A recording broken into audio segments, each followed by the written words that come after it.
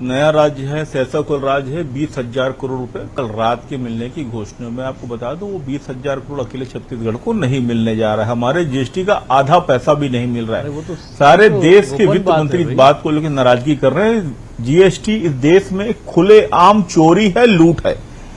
और दूसरी चीज, केंद्र सरकार ने स्वयं आधी रात को जीएसटी लगा के कहा था कि आजादी की दूसरी लड़ाई है, दूसरी आजादी है ये आज का दिन। 15 अगस्त की रात से उस रात की तुलना की गई थी, उस काली रात की तुलना की गई थी, जिससे पूरे देश में अर्थव्यवस्था चरमराई है। आपने एक जो बात कही नया राजधानी की, नया राजधानी में लाखों हजारों करोड़ फूकने वाले कोई और नहीं, डॉक्टर रमन सिंह थे, जिन्होंने वहां पे दुनिया भर के 3-5 प्रबंधन किए थे और जिसके नाम पे पैसा है। हमने जो कर्ज लिया है किसानों के लिए लिया है, हमने नया राजधानी को सजाने के लिए कभी कर्ज नहीं लिया था। इन्होंने मोबाइल बेच बांटने से लेकर स्काई वॉक जैसी घटिया योजनाओं के लिए इन्होंने लोन लिया है और दुनिया भर के किए। मुझे एक बात बताइए, छत्तीसगढ़ शासकीय काल राज्य को 20 साल में बनाने में 40,000-45,000 करोड़ का कर्ज तो रमन सिंह जी ने लिया था। अंधाधुन उत्खनन छत्तीसगढ़ सरकार का रमन सिंह सरकार ने किया था, जिसका नुकसान पूरे लेमरू परियोजना जैसी योजनाओं से हाथी निकल के पूरे प्रदेश में 15 साल में लगभग तो ये जो प्रबंधन है, 20 महीने में 20,000 करोड़ हो गया ना। और रविंद्र चौबे को आपने भोपू कहा, 15 साल में 45 नहीं तो इसको हम कमा के लौटाएंगे भी, निश्चित तौर पर लौटाएंगे। नहीं लौटाएंगे ऐसी बात इनके टाइम छोड़ जाएंगे। इन्होंने हमारे आपको पता है कि कितना ब्याज जा रहा है? हमको बीमारू राज्य दिया, पोलियो ग्रस्त राज्य दिया। और ब्याज पता है कितना जा रहा है हर महीने? निश्चित तौर पर मुझे सब पता है, मैं पढ़ा लिखा हूं, लेकिन मैं आपको बता रहा हूं कि इन्होंने 40,000 करोड़ इन्होंने पहले हमारे ऊपर थोप डाला है। इन्होंने हमें बीमारू राज्य दिया है। जब हमारी सरकार थी, कांग्रेस की जब शुरू में बनी थी, तो हम 960 करोड़ के खाता में छोड़ के गए थे। ये हमारे को 45,000 करोड़ का कर्जा दिए हैं, बीमारू राज्य बना के दिए हैं। इन्होंने दुनिया भर में अपने राजनीतिक उद्देश्य हमारी बिजलियां बेची हैं, जिसका पैसा आज भी तेलंगाना से और हैदराबाद से और एमपी से नहीं आता है। तो ये बहुत सारी चीजें हैं दीप्ति जी जो बोलने की बातें हैं। केंद्र सरकार हमें पैसा नहीं देती। और दूसरी बात, आप संसद की बात करते हैं, विधानसभा की बात करते हैं, 25,000 करोड़ का सेंट्रल स्टाफ बनने जा रहा है, जिसको लेकर राहुल जी बार बार मना करते आए। राज्यों के पैसे में कटौती की गई, दुनिया टीएडी अलाउंस में कटौती करके उस पैसे से सेंट्रल स्टाफ बना रहे। आप चौबे जी को भोपू बोलते, मुझे अच्छा लगा आज चंपू भैया को बोलते थे कि दहशत में रहते थे चंपू भैया 15 साल तक।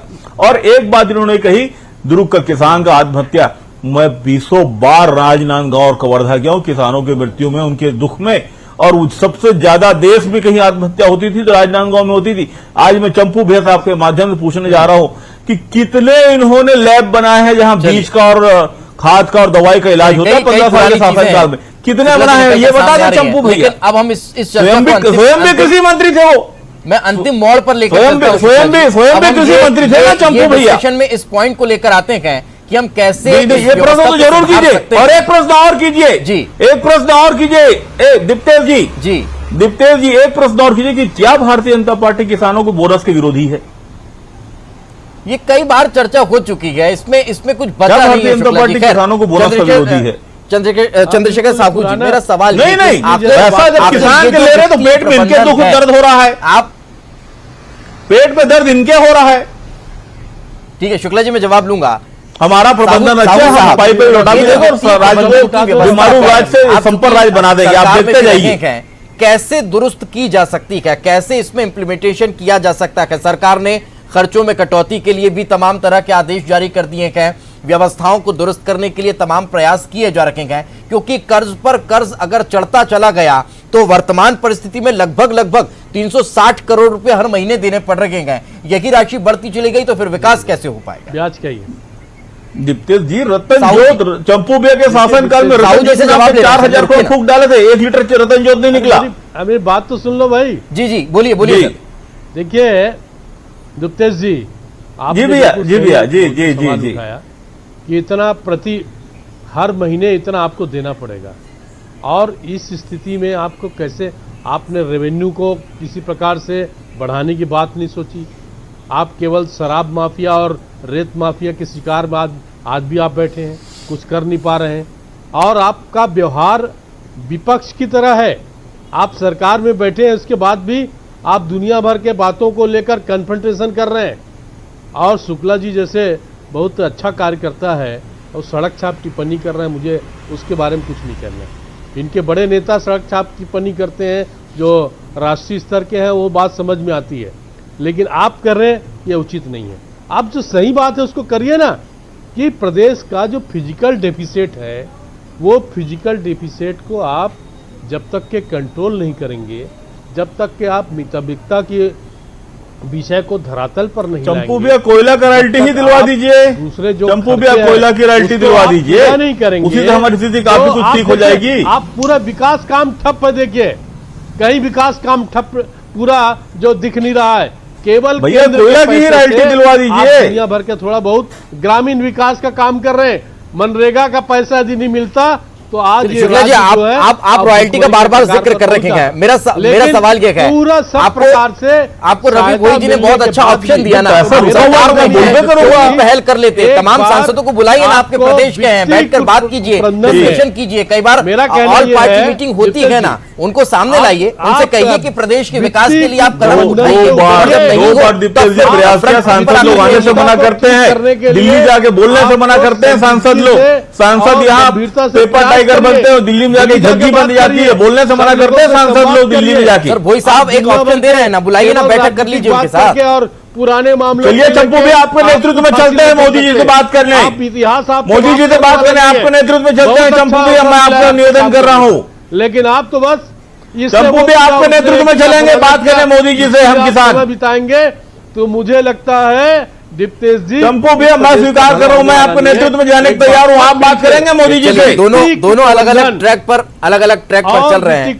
रवि जी से कंक्लूडिव करने के लिए तैयार हूँ। आप रवि- लोग तैयार तो हो। रवि- मैं बात भोई कर रहा साहब हूँ, को मैं मैं वापस चंपू के लेकर आना नेतृत्व चाह में रहा जाने को तैयार हूँ, आप बात कर पाएंगे मोदी जी से। चलिए, शुक्ला जी समय का अभाव है, समय का अभाव है। आरोप नहीं, मैं तो आपके नेतृत्व में जाने के तैयार हूँ किसानों को ले लेते लेके, हैं आप शुक्ला बात जी। कर पाएंगे मोदी जी से। शुक्ला जी सुनिए बात। शुक्ला जी समय का अभाव है जी।